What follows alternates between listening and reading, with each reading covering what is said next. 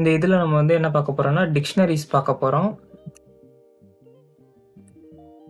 டிக்ஷனரினா என்ன அப்படின்றத பார்க்க போகிறோம்.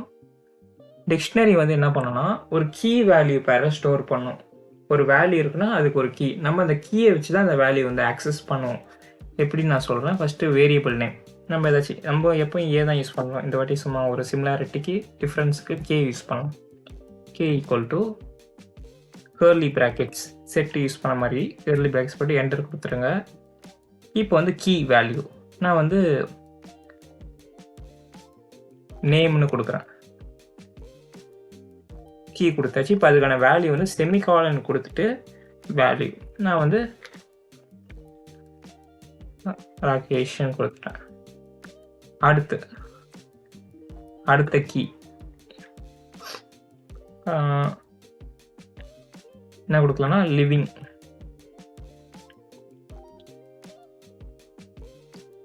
சிட்டி கொடுக்குறேன். அதே மாதிரி செமிகாலன் கொடுத்துட்டு சென்னை.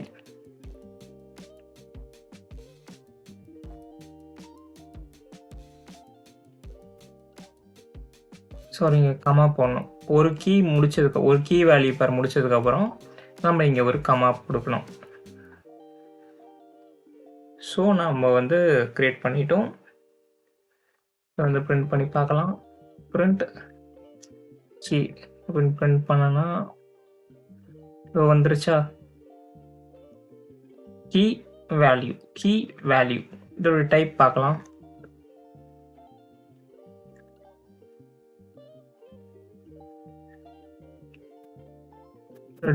டிக்ட்னு வந்துருச்சா? டிக்ஷனரி. நெக்ஸ்ட் வந்து என்ன பார்க்கலாம்னா லென்த்.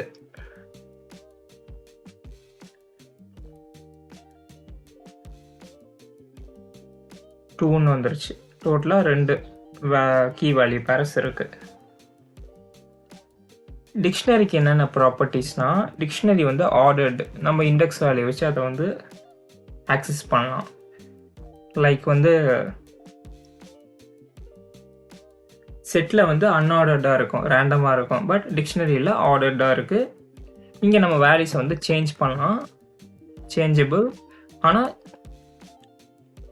இங்கே டூப்ளிகேட்ஸை அலோவ் பண்ணாது.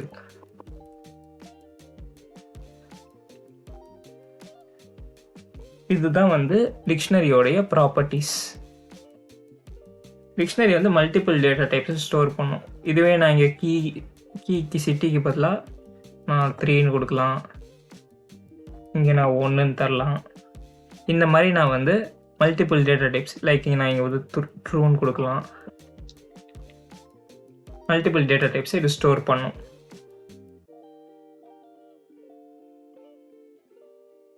இப்போ நம்ம வந்து டிக்ஷனரிஸோட ஆப்ரேஷன்ஸ்லாம் பார்க்கலாம். ஃபஸ்ட்டு பார்க்க போகிற ஆப்ரேஷன் வந்து ஆக்சஸ் பண்ணுறது. எப்படி வந்து இந்த டிக்ஷனரியில் இருந்து நமக்கு தேவையான வேல்யூஸை ஆக்சஸ் பண்ணுறதுன்றதை பற்றி பார்க்கலாம். நான் பிரிண்ட் எழுதிக்கிறேன். எனக்கு வந்து நேமில் இருக்கிற அந்த ராகேஷ் பிரிண்ட் ஆகணும்னா டிக்ஷனரியோட பேர் ஸ்கொயர் ப்ராக்கெட்டில் என்னோட கீ நேம், லைக் நேம்ன்றது தான் என் கீ. நான் இப்போ பிரிண்ட் பண்ணேன்னா எனக்கு ராகேஷ்னு பிரிண்ட் ஆகிடுச்சு. நான் ஒன்று இப்படியும் கொடுக்கலாம், அதே மாதிரி இப்படியும் கொடுக்கலாம். இல்லைனா .getன்ற கீவேர்டு யூஸ் பண்ணி அதுக்குள்ளே நேம்ன்ற என் கீ நேம் கொடுக்கலாம், கொடுத்து நான் ஆக்சஸ் பண்ணலாம். இன்னொன்று வந்து எனக்கு கீஸோட வேல்யூஸ் மட்டும்தான் வேணும்.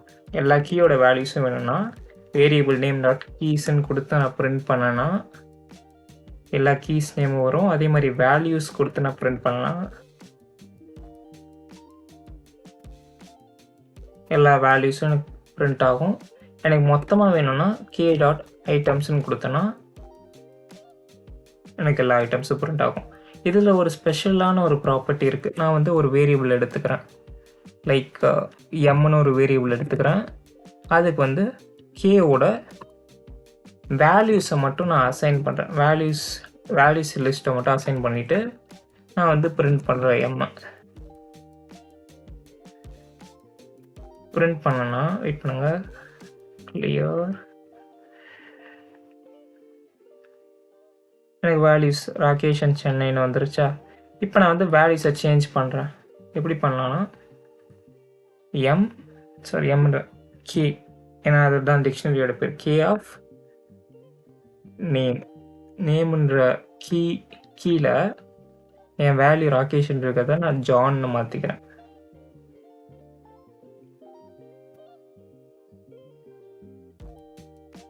ஜான்னு மாற்றிக்கிறேன். மாற்றிட்டு இப்போ மறுபடியும் நான் வந்து எம்மை வந்து பிரிண்ட் பண்ணுறேன். பிரிண்ட் பண்ணிங்கன்னா பாருங்கள், ஃபஸ்ட்டு வாட்டி எம் பிரிண்ட் ஆகிறப்ப நமக்கு இங்கே இருக்கிற அந்த 2 வேல்யூஸ் இதாகிடுச்சு. இப்போ நம்ம எம் வேல்யூ சேஞ்ச் பண்ணிட்டோம். சரி, கேல இருக்கிற அந்த நேம் வேல்யூ சேஞ்ச் பண்ணிட்டோம். பட் நம்ம எம்மில் எந்த சேஞ்சுமே பண்ணல.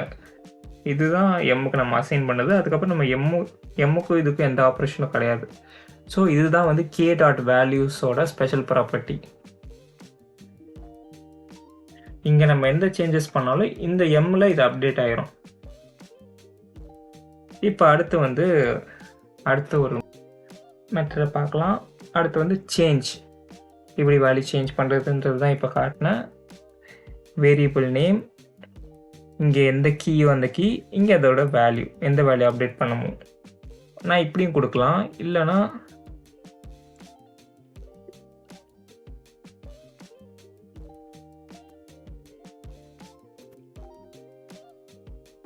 கே டாட் அப்டேட்ன்ற ஒரு கீவேர்டு யூஸ் பண்ணிவிட்டு அப்டேட்குள்ள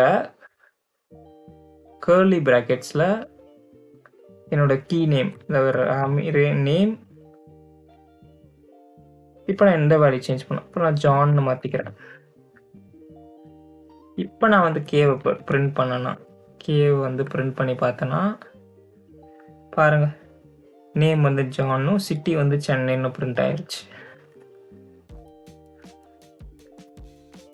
இப்படி நம்ம அப்டேட் பண்ணலாம். நெக்ஸ்ட்டு ஒரு கீ வேல்யூ பேரை எப்படி ஆட் பண்ணுறதுன்றதை பற்றி பார்க்கலாம். அது எப்படின்னா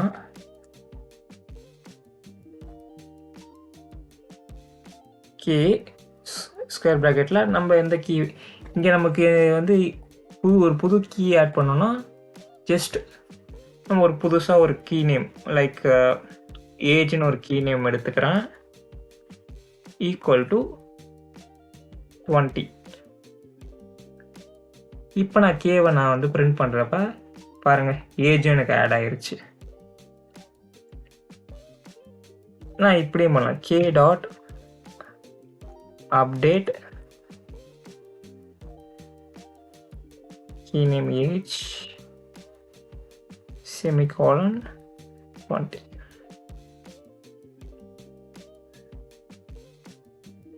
பாருங்கள், ஆட் ஆகிருச்சு. இதில் ஒரு சின்ன ஒரு ரூல் இருக்குது. இங்கே நம்ம கீ வேல்யூஸ் வந்து டூப்ளிகேட்ஸ் இருக்கக்கூடாது. இப்போ நான் வந்து ஒரு கீ நான் ஆட் பண்ணிட்டேன், நான் மறுபடியும் இன்னொரு கீ நான் ஆட் பண்ணேன்னா ஏஜ்ன்ற இதில் நான் 10 நான் ஆட் பண்ணுறேன்னா எனக்கு எரர் காட்டும். இல்லைன்னா ரீசெண்டாக வந்தது மட்டும் தான் இது அப்டேட் ஃபங்க்ஷனா, சாரி, ரிமூவ் பண்ணிவிட்டு நான் இங்கேயும் நான் ஆட் பண்ணுறேன். ஏஜ்ன்னு நான் ஒன்று எடுத்துக்கிறேன் 10, மறுபடியும் ஏஜ்ன்னு நான் ஒன்று எடுத்துக்கிட்டு 20 நான் கொடுக்குறேன்னா எனக்கு வெறும் ஃபஸ்ட்டு இந்த ஏஜ் மட்டும்தான் எனக்கு வந்து காட்டுது, இந்த ஏஜ் காட்டல. ஏன்னா இந்த வேல்யூ வந்து இதோட அப்டேட் ஆகிருச்சு. ஸோ அதான் டூப்ளிகேட்ஸை வந்து டிக்ஷனரி வந்து அலோவ் பண்ணாது. இதில் வந்து அடுத்த ஆப்ரேஷன் பார்க்குறது வந்து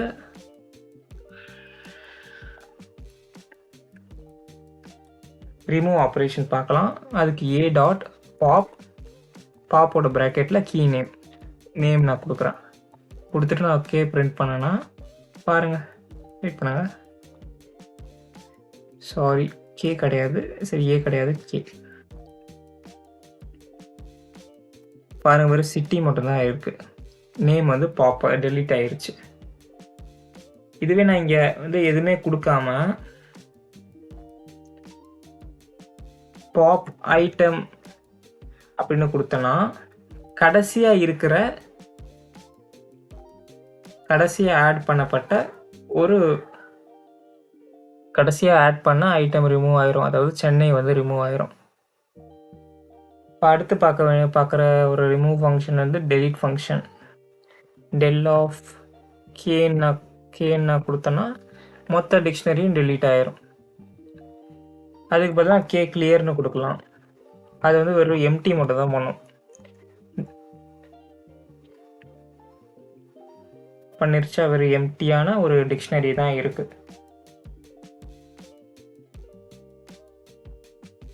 இப்போ நம்ம பார்க்கக்கூடிய டிக்ஷனரி ஆப்ரேஷன் வந்து லூப்.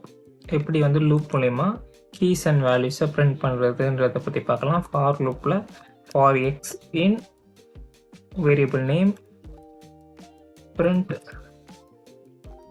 எக்ஸ் பண்ணோன்னா நமக்கு வெறும் கீஸ் மட்டும் பிரிண்ட் ஆயிடுச்சு. வெறும் கே இந்த வேரியபிள் யூஸ் பண்ணி நம்ம பிரிண்ட் பண்ணணும். இதுவே நமக்கு வந்து வேல்யூஸ் வேணும்னா அதுக்கு என்ன பண்ணலாம்னா கே ஆஃப் எக்ஸ், கேல இருக்கிற எக்ஸ் வேல்யூஸ் இது வந்துருச்சா, இப்படி நம்ம பிரிண்ட் பண்ணலாம். இப்படியும் பிரிண்ட் பண்ணலாம். இல்லைனா வந்து போட்டு கே டாட் வேல்யூஸ்ன்ற ஒரு இது யூஸ் பண்ணியும் நான் பிரிண்ட் பண்ணலாம். இது வந்துருச்சு பாருங்க.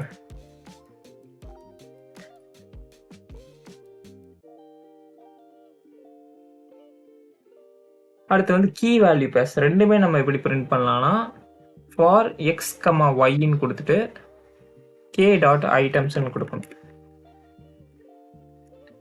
கொடுத்துட்டு இங்கே வந்து எக்ஸ் கமா ஒய்ன்னு கொடுத்துட்டோம்னா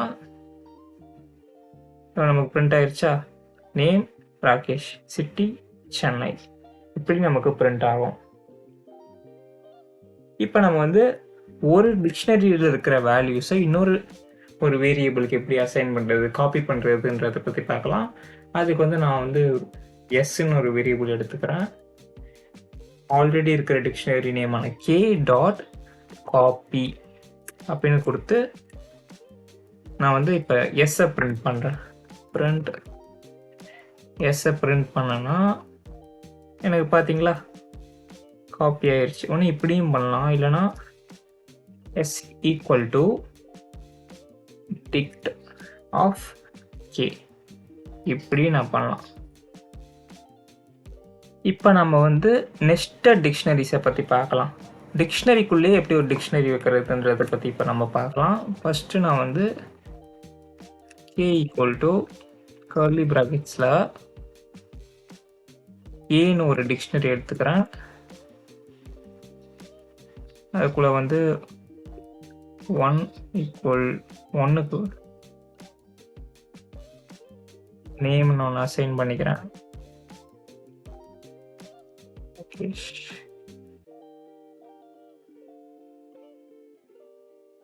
சாரி, இங்கே இதில் போடணும்.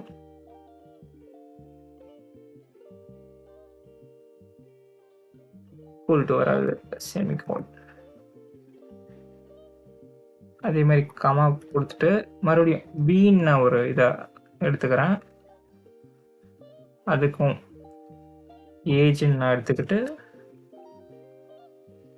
10 கொடுப்பேன்.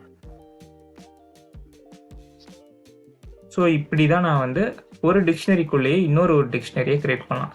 இப்போ எனக்கு வந்து கேல இருக்கிற இந்த நேம் வேல்யூ ராகேஷ் வந்து எனக்கு வேணும்னா நான் எப்படி அதை வாங்கலாம்னா பிரிண்ட் ஃபஸ்ட்டு மெயின் வேரியபிள் இது கே, அவுட்டர் வேரியபிள் கே கொடுத்துட்டு ப்ராக்கெட்டில் அதுக்குள்ளே இருக்கிற டிக்ஷனரி பேர் ஏ, கீ நேம் ஏ கொடுத்துட்டு அதுக்கப்புறம் ஒரு ஸ்கொயர் ப்ராக்கெட்டில் கீ நேம், அதாவது நேம். இப்போ நான் பிரிண்ட் பண்ணேன்னா so A is not define, sorry, key name வந்து இப்படி கொடுக்கணும். இப்போ நான் பிரிண்ட் பண்ணேன்னா பாருங்கள் ராகேஷ் பிரிண்ட் ஆயிடுச்சா. ஃபர்ஸ்ட் அவுட்டர் வேரியபிளோடைய நேம், அப்புறம் இன்னர் கீ நேம், அப்புறம் அதுக்குள்ளே இருக்கிற கீ நேம், அப்படி நம்ம ஆக்சஸ் பண்ணலாம் நெஸ்டட் லூப்பில். ஒன்று நம்ம இப்படி நம்ம நெஸ்டட் லூப் க்ரியேட் பண்ணலாம். இல்லைனா 10 வெளில எடுத்துகிட்டு ஏன் நான் தனியாக ஒரு இது க்ரியேட் பண்ணுறேன். நேம்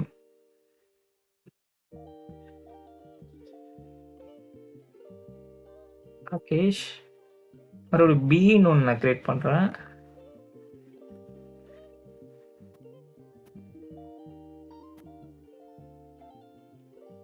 அதுக்கு வந்து ஏஜ்னு கொடுத்துக்கிறேன். ஏஜ் 10. இப்போ நான் எப்படி உள்ள நான் கொண்டு வரலன்னா ஏல ஏவை அசைன் பண்ணு, பியில் பி அசைன் பண்ணு. இது இங்கே நான் என்ன நேம் வேணால் கொடுத்துக்கலாம். லைக் ஃபர்ஸ்ட் டிக்ட்,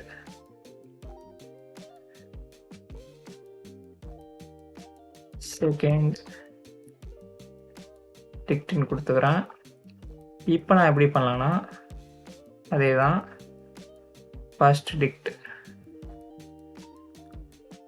அதை நான் இங்கே கொடுத்துட்டு அதுக்கப்புறம் நான் பிரிண்ட் பண்ணால் பார்த்தீங்களா கேல இருக்கிற இந்த ஃபர்ஸ்ட் டிக்ட்குள்ளே இருக்கிற இந்த ஏஓடைய டிக்ஷனரியில் இருக்கிற நேம் கீழே இருக்கிற வேல்யூ நமக்கு பிரிண்ட் ஆயிருச்சு.